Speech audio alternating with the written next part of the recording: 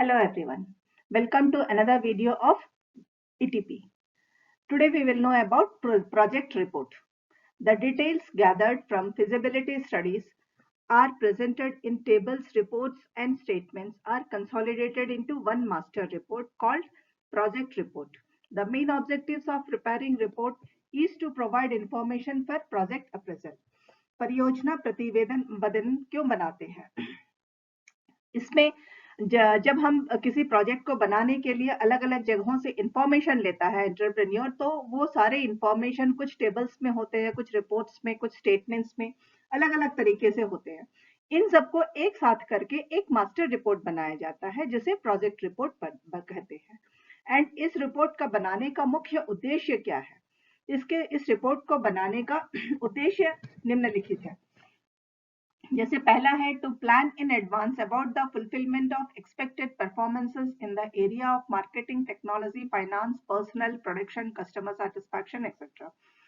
उस प्रोजेक्ट को करने के लिए उसमें जितनी भी उसकी अनुमानित प्रदर्शन पाने के लिए जो भी बातें हैं, जैसे टेक्नोलॉजी का कैसे करना है, मार्केटिंग कैसे करनी है, फाइनेंस कहाँ से इंतजाम करना है, इन सबका वो पहले से एक अनुमानित पहले से एक योजना प्लान बना लेता है कि इस तरह से हम ये काम करेंगे इस प्रोजेक्ट रिपोर्ट के आधार पर। तो इसका प्रोजेक्ट रिपोर्ट बनाने का ये पहला उद्देश्य है। दूसरा उद्देश्य है to evaluate organizational objectives and to what extent they are achieved. For this, entrepreneur is to consider input data analysis and predict outcome measures results.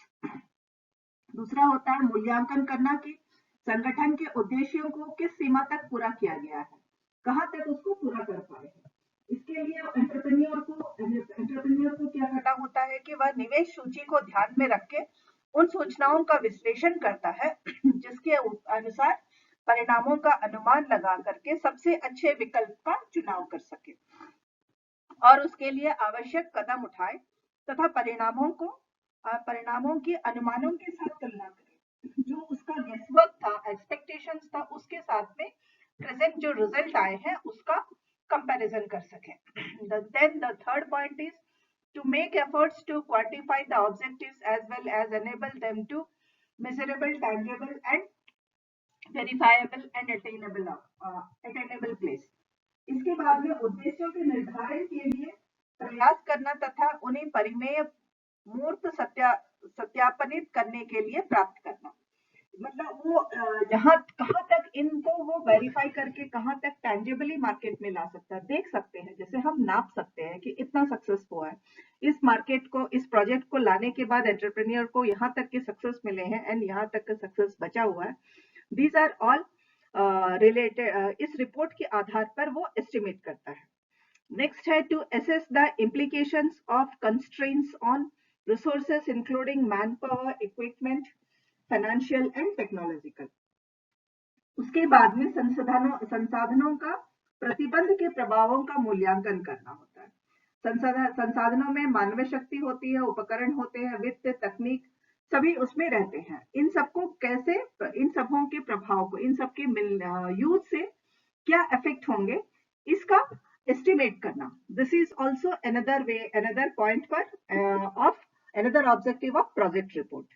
Next is to provide financial support from financial institutions as they require a systematic project report।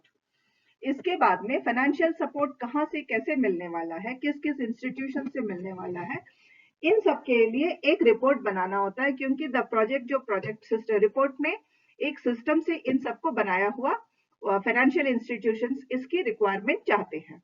तो ये पूरे report बनाने हैं कि किस उसका financial planning क्या है, एंटरप्रेन्योर का फाइनेंशियल प्लानिंग क्या है। Then to examine the course of action and suggested in the project report। उसके बाद में प्रोजेक्ट रिपोर्ट में किस तरह के सजेशंस दिए गए हैं कि किसके लिए कैसे काम करने हैं, उन सबको वेरीफाई करना कि उसके अकॉर्डिंगली इसका प्रोजेक्ट में काम हो रहा है या नहीं। Next comes process involved in preparation of detailed project report. अब पूरे प्रोजेक्ट रिपोर्ट को पूरे डिटेल में बनाने के लिए उसमें क्या क्या बातों को ध्यान में रखना पड़ता है, किन किन टेक्निक्स को यूज करना पड़ता है, अब हम आगे उसको देखते हैं। The techno-economic feasibility study provides input for DPR preparation Detailed project report involving the following: breakdown of all project components, time, phase, and schedule them minutely, prepare accurate cost estimate, furnishing with necessary calculations and assumptions. उस project में जितने भी components थे सबको फिर अलग अलग करके, जितने अलग कितने टाइम में बनने वाला है, टाइम का जो शेड्यूल होगा वो एक एक मिनट का या थोड़े थोड़े टाइम के लिए पूरा कैसे प्रोजेक्ट करना है, इसके बारे में टाइम फेज पूरा लिखा होना चाहिए. Then preparing accurate cost estimates, exactly वो कितने कॉस्ट की एक्सपेक्टेशन है, उसके पूरे प्रोजेक्ट का कॉस्ट क्या है, नेसेसरी कैलकुलेशंस, उसके लिए किस तरह की कैलकुलेशंस करनी है, इन सारी चीजों को उसमें इंक्लूड किया जाता है, इन सबका एजम्पशन किया जाता है. इसके बाद में develop business for controlling time and cost that helps in project implementation. इसके बाद में किस तरह से अपने टाइम को कंट्रोल करे, कॉस्ट को कंट्रोल करे, जो कि उसके प्रोजेक्ट को इम्प्लीमेंट करने में सहायक होंगे. इसके बारे में भी इसमें डिटेल प्रोजेक्ट रिपोर्ट में बनाया जाता है. Then the third point is resources to implement the project. किन किन रिसोर्सेस की जरूरत है प्रोजेक्ट को इम्प्लीमेंट करने के लिए, इस बात का भी ध्यान दिया जाता है. इस डिटेल प्रोजेक्ट रिपोर्ट में इसके बारे में भी पूरा बनना है, डिटेल में बनाया जाता है. Next comes issues involve in detail project report. Detail project report को जब बनाने शुरू करते हैं तो किन किन इश्यूज को उनको देखना पड़ता है, किन किन जगहों में उन्हें ध्यान देना है और उसे किस तरह से हैंडल करना है, इसके बारे में देखते हैं. जैसे हिंदी में हम कहते हैं महत्वपूर्ण एवं विस्तृत परियोजना प्रतिवेदन के शामिल विषय, उसमें कौन कौन से टॉपिक्स रहेंगे विस्तृत परियोजना के लिए देखते हैं. जिसमें फर्स्ट पॉइंट है क्रिटिकल एंड रूटीन इश्यूज. बहुत मुश्किल वाले, लेकिन हर प्रोजेक्ट में इस तरह के इश्यूज आते रहते हैं. नित्य क्रम में ये विषय हमेशा डाले जाते हैं. जिसमें पहला है issues are of two types, critical and routine.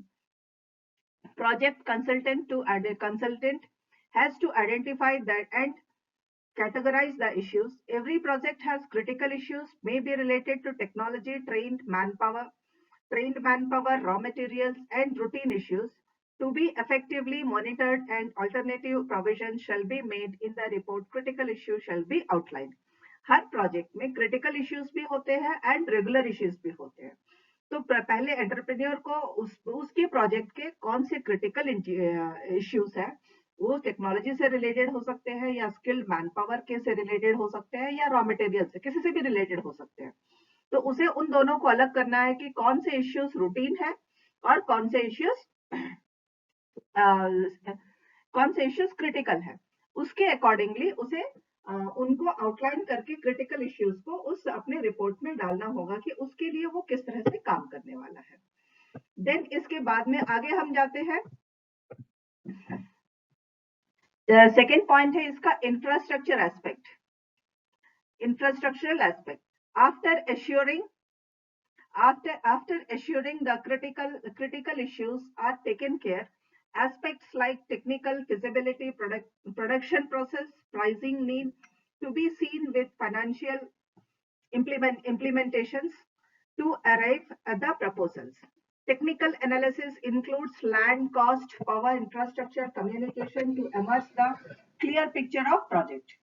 इसके बाद में इंफ्रास्ट्रक्चर के बारे में ध्यान देना होता है एंटरप्रेन्योर को कि उसका जो प्रोडक्ट होगा उसके लिए प्रोडक्शन का प्रोसेस होगा या उसकी जो भी टेक्निकल उसके जो प्रोडक्ट का काम है उस प्रोजेक्ट में किस तरह के टेक्निकल चीजों की जरूरत होगी, जिस तरह से उसका प्रोडक्शन प्रोसेस होगा, प्राइसिंग कैसे कर रहे हैं वो, फाइनेंशियली कहाँ से उसके प्रपोजल्स कैसे है, इन सारी बातों को डिटेल में वहां पिक्चर किया जाता है, उस ध्यान देकर के प्रोजेक्ट में बनाया जाता है. Next comes market potentials and feasibility. Market is the major cause for project failure. A detailed market survey by professional institutions is required to identify market potential, market feasibility etcetera. कई सारे projects का major cause होता है project failure का market. कई बार क्या होता है कि एंटरप्रेन्योर मार्केट को सही तरह से स्टडी नहीं कर पाता है और अपने प्रोडक्ट को मार्केट में ले आता है, तो उसकी वजह से उसका प्रोडक्ट मार्केट में टिक नहीं पाता है और वो लॉस में चला जाता है। इसके लिए प्रोफेशनल इंस्टीट्यूशंस जो इसमें माहिर है, एक्सपर्ट्स हैं, उन विशेषज्ञों के द्वारा अपने प्रोडक्ट के लिए मार्केट एनालिसिस करवाना बहुत जरूरी होता है, जिससे कि मार्केट में पता चल सके कि मार्केट पोटेंशियल क्या है उसके प्रोडक्ट के लिए एंड उसकी कहाँ तक की फिजिबिलिटी है, कहाँ तक वो आगे बढ़ सकता है। इस बारे में मार्केट एक्सपर्ट्स जो होते हैं ये उसको अच्छे सजेशंस दे पाते हैं एंटरप्रेन्योर को। तो ये सारी बातों को भी उसे अपने प्रोजेक्ट रिपोर्ट में रिपोर्ट को डिटेल्ड प्रोजेक्ट रिपोर्ट को बनाते वक्त ध्यान में रखना होता है। इसके बाद आती है capacity for to fall back. This must be deliberated in the report from following angles like entrepreneur, raw material and market. इसके लिए एंटरप्रेन्योर को देखना होगा कि वो किस तरह से मैनेज कर सकता है अपने रिपोर्ट में कि अगर फॉल बैक आता है या रॉ मटेरियल में प्रॉब्लम आती है या मार्केट में है तो how he is going to handle them. Then core competency and competitive edge. Core competency is an intrinsic value addition which cannot be replicated by other resources like time, money and other inputs.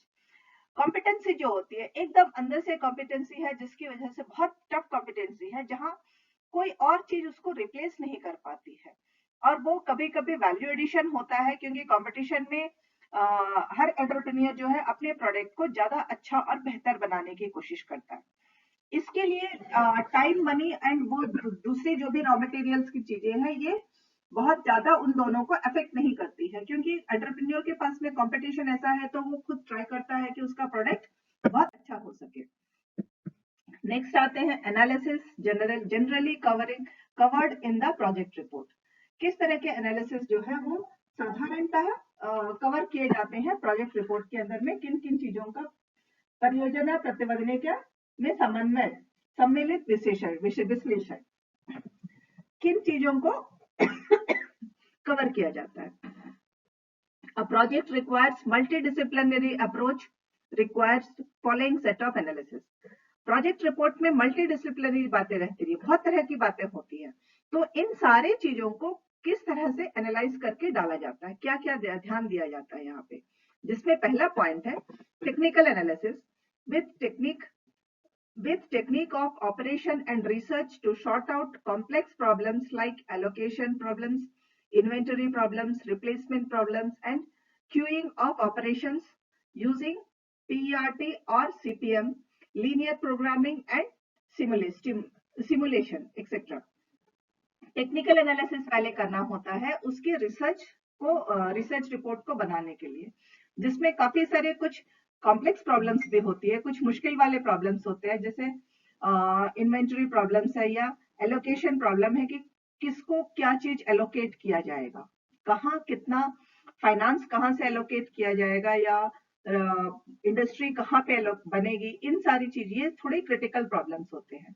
And कई बार क्या है कि operations में भी काफी सारी दिक्कतें होती हैं, तो इन सबको किस तरह से प्रोजेक्ट रिपोर्ट में एनालाइज करके बनाया जाएगा, इन सबको एनालाइज करना बहुत जरूरी होता है प्रोजेक्ट रिपोर्ट को बनाते वक्त। Next comes marketing research to forecast demand for good services which may be produced. इसके बाद में भविष्य में मार्केट कैसा होगा, जिस गुड्स को बनाया जा रहा है उन गुड्स का भविष्य में मार्केट कैसा होगा, इसके बारे में रिसर्च करके इस प्रोजेक्ट में डाला जाता है। Next comes financial analysis to project future cash flow, profitability, budgeting, resources. इसके बाद में फ्यूचर में उस प्रोजेक्ट का फाइनेंशियल पोजीशन कैसा होगा, फ्यूचर में प्रॉफिटेबिलिटी कैसे होगी, उसका बजटिंग कैसे करेगा, इन कैश फ्लो वो किस तरह से मैनेज करेगा एंटरप्रेन्योर, इन सारी उसके रिसोर्सेस कहाँ से उसके फाइनेंस आने लगते हैं, जब उसका प्रोजेक्ट मार्केट में आने के बाद में भविष्य उसका कैसा रहेगा, इस बात का भी अंदाजा लगा करके इसका भी फाइनेंशियल एनालिसिस किया जाता है एंड वो सारी बातें प्रोजेक्ट रिपोर्ट में इंक्लूड की जाती है। Next comes techno economic analysis suggesting optimum technology for product size to explore economic conditions to absorb project products etcetera. इसके बाद में सजेशंस भी डाले जाते हैं कि किस तरह की टेक्नोलॉजी को यूज करके प्रोडक्ट का साइज को चेंज किया जाए या बनाया जाए, इकोनॉमिक कंडीशंस को एक्सप्लोर किया जाता है जो कि फ्यूचर में काम आएंगे, फ्यूचर में उस प्रोजेक्ट्स को एब्जॉर्ब ये कर सकते हैं। इस तरह से इसके बारे में भी एनालाइज करके ये सारी बातें भी इस प्रोजेक्ट रिपोर्ट में डाली जाती है। Next comes project design and network analysis, that is detailed work plan of the project. इसके बाद में पूरे के पूरे प्रोजेक्ट का डिटेल प्लान होता है। Next comes input output analysis. ये सारी बातें ध्यान में रखते हुए प्रोजेक्ट रिपोर्ट को बनाया जाता है। Thank you girls.